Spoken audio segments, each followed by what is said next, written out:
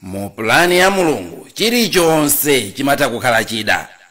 Palibe chingaifoilitse pulani ya Mulungu kupatula iwe amene ufuna kupulumutsidwawe. Ndikulandireni abale ku chigawo chathu chachiwiri cha ulaliki wathu chifukwa cha nthawi kuti ikanatalika chifukwa cha kugawa pawiri. Koma mutu wathu uja tikunena kuti Mupulani ya Mulungu Chilichonse chimatha kukhala chida.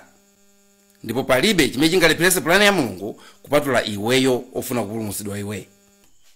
Ndipo timakamba apa kuti Yosefe anaonesa chamuna chimene mwina ambiri sitingachionese.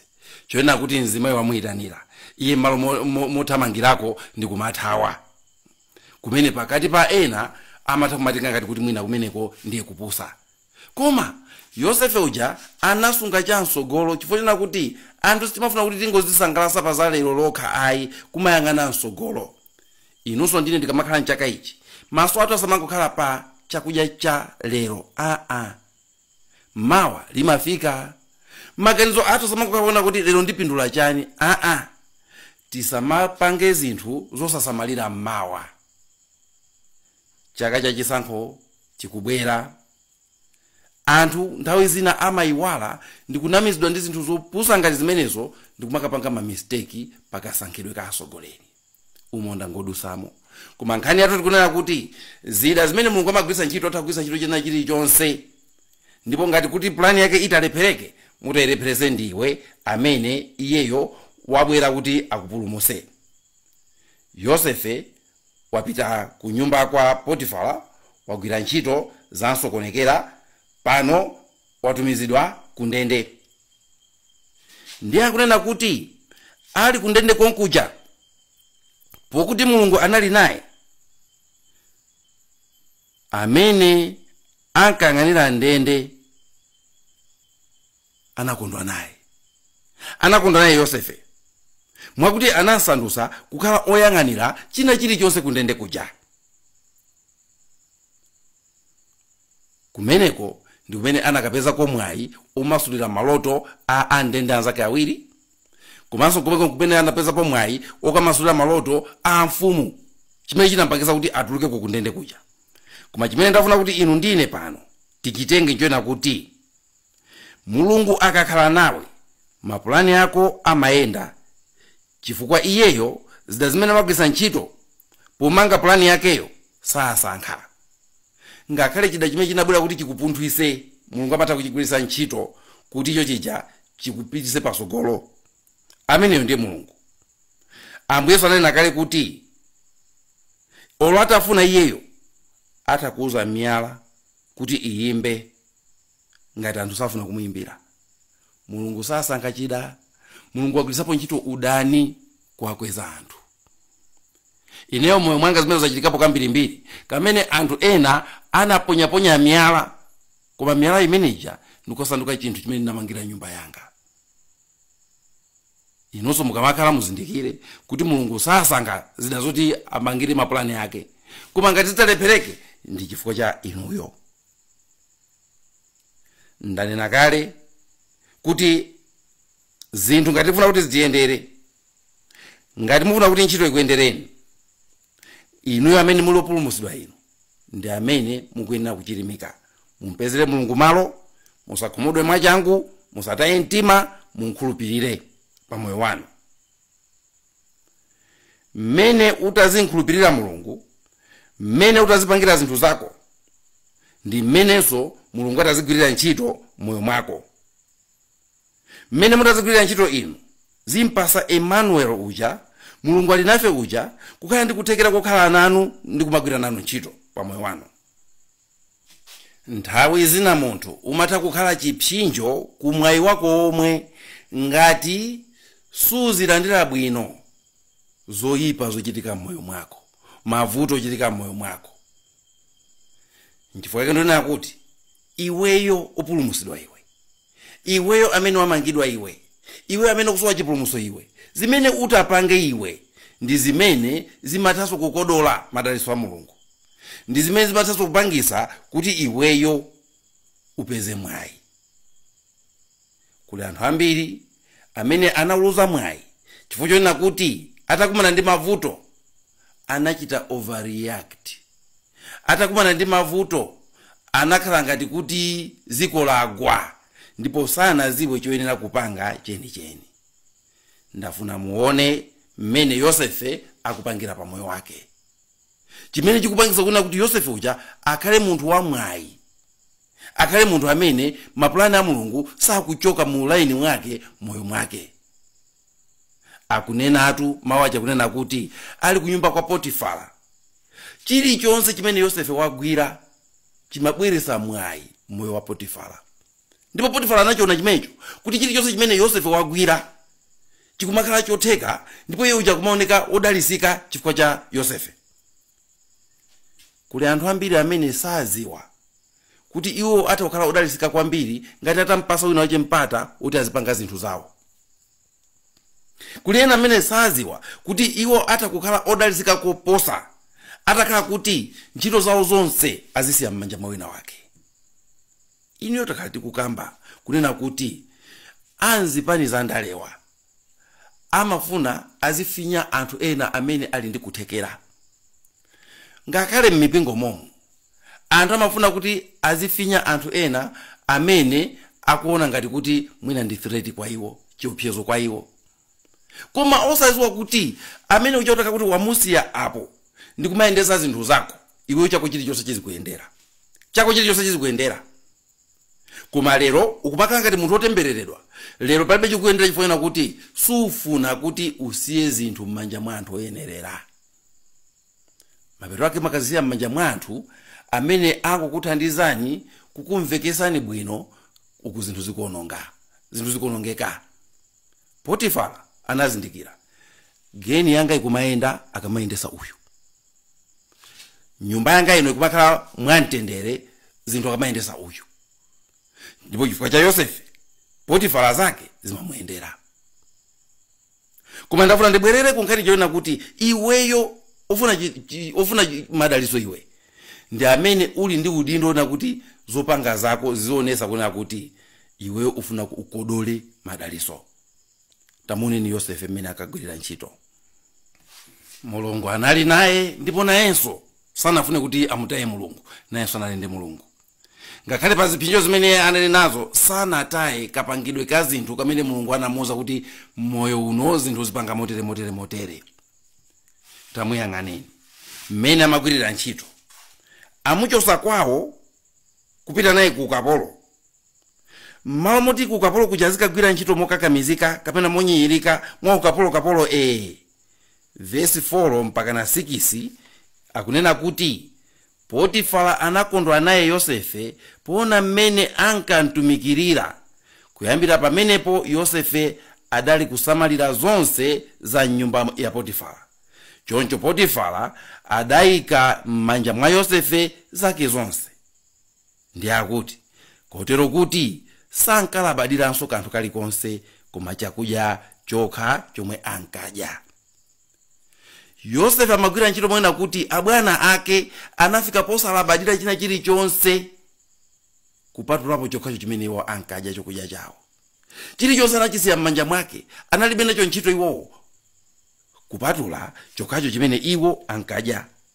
Ndafuna muone kuti Yosefe sikuti amangogwira ntchito molimbika, koma amagwira ntchito mobweresa chikhulupiriro komanso mtendere mu mtima mwa bwana ake. Amagwira ntchito monchosa nkhawa bwana wake, mwakuti bwana anayamba kumusiyira ntchito zake, anayamba kumpasa tulo bwana wake. Kugwira ntchito mumpasa bwana wako tulo. Anthu amene ali pamwambapo amasowa tulo chifukwa amazowa kuti zinthu pansi pamwina siziyenda bwino. Amada nkhawa kapena wina wake aphonyesa chinthu pansipa. Koma akampeza wantchito amene aziagonesa tulo, amene aziapasa mtendere wa mtima kuti ngakhale ineyo ndili kuno ndikuzuwa kuli uje apanga zongosoka kumeneko, kuli uje amene sangakhumudwise. Yosefe analitowa ntchito teroyo, umpasa bwana wake tulo, umpasa bwana wake mtendere wa mtima. Chilichonse chinali Yosefe, Yosefe, Yosefe, pitani kwa Yosefe, pitani kwa Yosefe. Akuti kupatula zakudya zake zokha. Chimenecho sachiwala, kupatula zakudya zake zokha.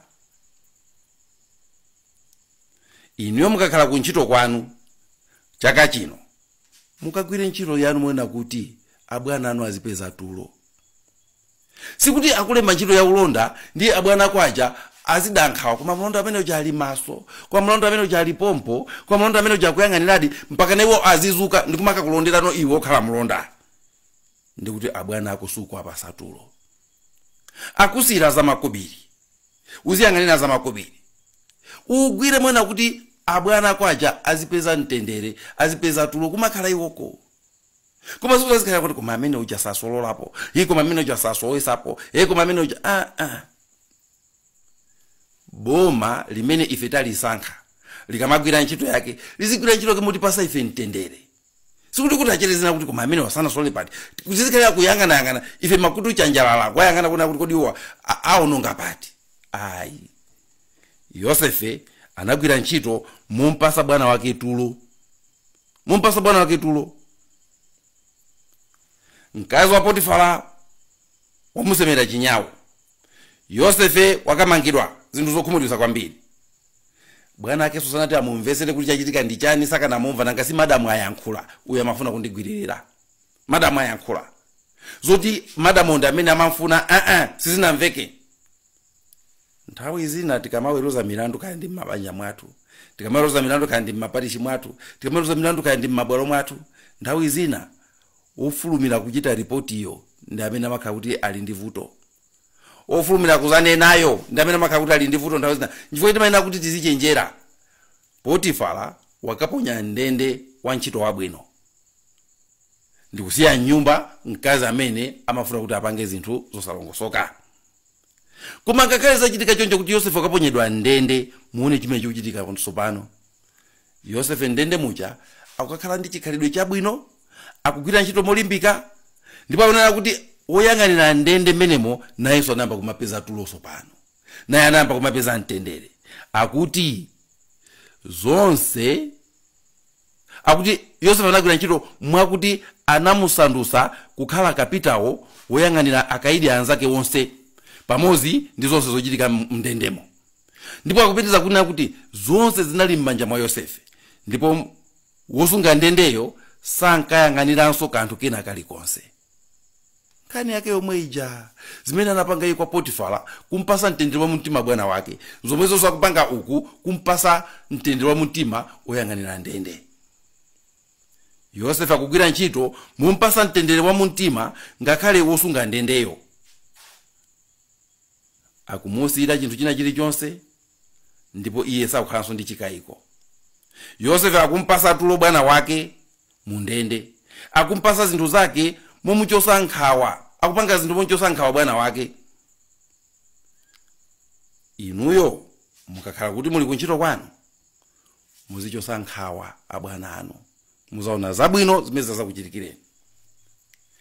Mukakhala paparishi mwasankhidwa ulindo, muzichosa nkhawa aparishi khanso, muzichosa nkhawa bambo ufumu wanu, azikhulupirira kunena kuti zinthu ziyenda popanda china chilichonse chovuta. Mwakuti ulapita kuti akacheke akapeza kuti chonse chili m'malo mwake. Mukatenga verse 42 mupeza kuti Yosefe anachitanso chimozimozi nthawi imene anali nduna yayikulu ya mfumu Farao, mpaka na Farao adavula mphete yake yakuchala ndi kumuveka Yosefe, chifukwa kuti Mulungu adali naye. Ndipo verse 55 akunena kuti njala itafika pa chimake, Yosefe anagwira ntchito mumpasa Farao mtendere wa mtima, anagwira ntchito momuchosa Farao nkhawa. Ndi akuti Aigupto akalira Farao kuti awapasa chakudya, Farao ankawauza onse kuti pitani kwa Yosefe, zimene akakulamuleni mukachite zimenezo. Chimenechi ndi chimene chimakopa madaliso a Mulungu. N'chifukwa chake Yosefe anadalisika, ndipo palibe china chilichonse chimene chinachinga madaliso ake. Mulungu akugwiritsa ntchito maudani onse amene Yosefe akukumana nawo njiramu ndi kumpasa mpando wokwererapo. Anayamba abale ake kudana naye. Chidani chimenecho chinakampasa mpando nyumba mwa Potifara.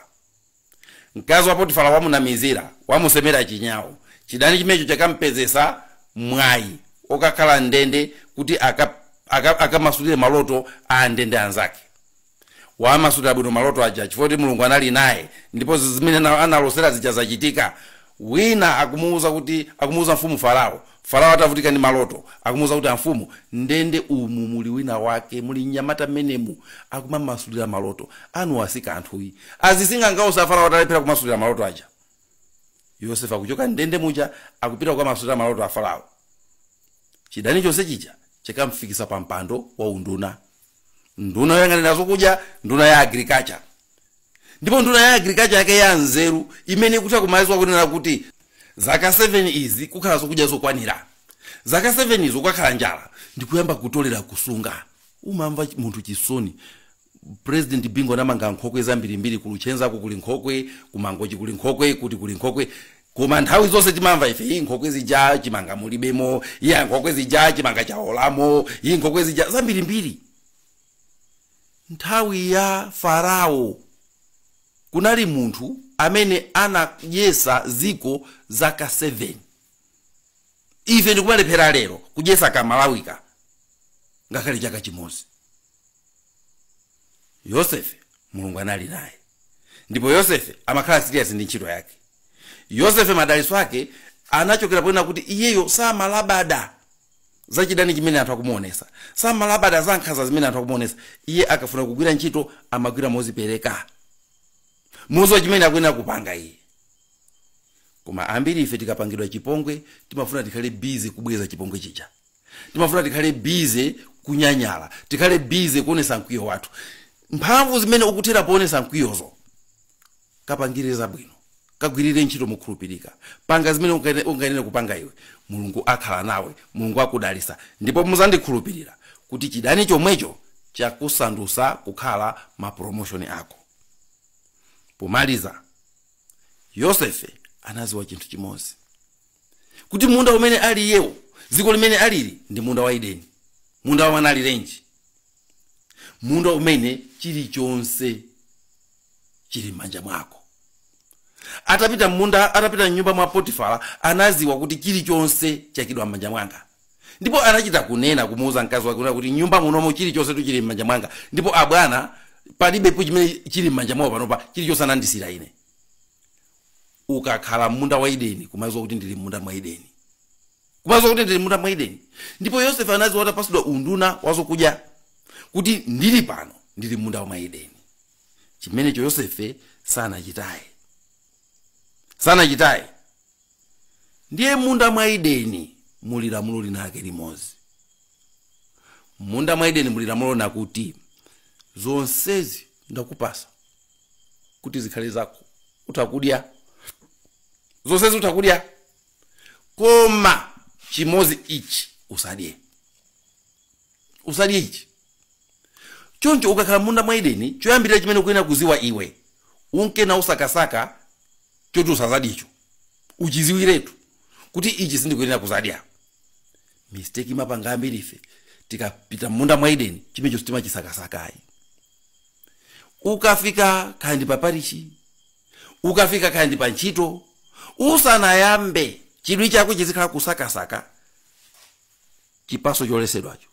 Kodi pamuzi pano zinthu zazi zindisokonekere ndikhala kuti ndadya chani, chimene chicha uchilemekeze.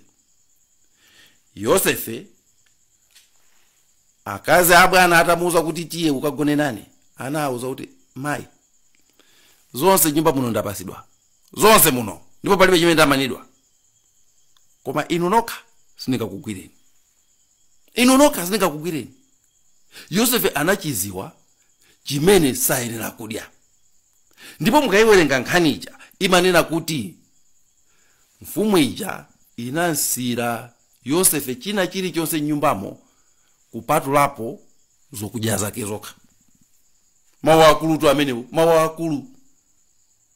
Adamu munda wa Edeni anampasa zonse, koma chinasokonekera sana sake kuti ichi usadye chija achilemekeze, sana chilemekeze chimenecho. Inuyo chifukwa chona kuti munthu ukugwira ntchito pamalo pabwino, chifuna kuti munthu kukhulupiriridwa, chifuna kuti munthu asiridwa zinthu, nthawi zina okhulupiriridwa timatayirira. Nthawi zina anthu amene tili pabwino pa ntchito timatayirira. Bwana amandikhulupirira, sangakayikeso china chilichonse, ine samandikayikira, ine tu samandikayikira. Ngati uli m'banja labwino usagundike, ine tu akazanga samandikayikira, ine tu amunanga samandikayikira, olonda kuti ndapanga chakuti samandikayikira. Munda wa Edeni, malo abwino amene mulino, muli lamulo limodzi, zonsezi utakudya, koma ichi usadye. Chimakhala chaching'ono, chimaoneka chopanda phindu, chimaoneka chopanda significance, koma chitakukuonongera zaulere zonse zimene iwe Mulungu akupasa. Muchaka chino cha 2024 mukakalowesedwa munda mwa Edeni, mukapeza mwayi, mukakhala pabwino, choyambirira mpempheni Mulungu ayende nanu munda mwa Edeni muja, ndipo akuoneseni chipaso chimodzi chija chimene simukuyenera kuchidya. Akuoneseni kuti tiye ndakufikisa pa ntchito pano, mupemphere kwa Mulungu, mugwade pansi, Ambuye ndioneseni chipaso chimene sindikuyenera kudya pano, ndikuzomwe ndipasa zonsezi kuti nditagulisa ntchito, koma mundionese. Mapulani athu palibe angasokoneze kupatula ife tokha. Madalitso a Mulungu palibe angafoilitse kupatula ife tokha. Koma tikakhala kuti tikuyenda mu njira ya Mulungu, ena ndikumafuna kuti asokoneze mapulani a Mulungu, musadandaule. Mpulani ya Mulungu, Mulungu amatha kugwiritsa ntchito china chilichonse kukhala chida chake. Anagwiritsa ntchito imfa kuti atipulumutse. Satana amaona ngati kuti akabweretsa imfa ndiye kuti wathana naye Mulungu. Mulungu anagwiritsa ntchito imfa yomweyo. N'chifukwa chake ngakhale nkhani izi zimene makamba aposa chilomba za papa, za kalata ya papa, za chani, ife amene tili a Khristu, ife amene tili akatolika, tiziwa kuti mpingo wathu umayenda mu plani ya Mulungu. Ndipo mpulani ya Mulungu, olo chinthu chimene chili choyipa, Mulungu amachitenga ndi kuchisandutsa chida, chokwanizira plani yake, chimene chokumakhulupirira. Mulungu amafuna kufalisa uthenga wake. Saulo ndi kupita kukakhala ngati chida chofuna kuti chipondereze zimene zija. Sana sanduke kukhala chida chofalisa uthenga wa Mulungu. Mulungu anamtenga Saulo yemweyo, ndipo ndi yemwe lero timanchula kuti Paulo, ndipo ndi amene anajijirika kuchivutikiranso chikhristu chija koposera. Osamadandaula zinthu zikamachitika, osamagwa mphwayi zinthu zikamachitika, osamagiva mwachangu zinthu zikamachitika, osadumpha kuthawa mwachangu. Munthu suthawa manja mwa Mulungu mageza kuti kupita kwa bwinobwino koko ayi. Kuli ngati mwana amene makolo ake angwira pa mkono ndikumamuza kuti usaope, iye kuona galo akubwera ndikuasiya makolo ake aja ndikumathawa. Palibe kupusa koposa kumeneko kothawa manja mwa Mulungu, chifuna kuti waopsezedwa ayi. Mpulani ya Mulungu china chilichonse chimatha kugwiritsidwa ntchito ngati chida. Munali ndine Elizeo Nthalika, dzina la Atate ndi la Mwana ndi la Mzimu Woyera. Amen.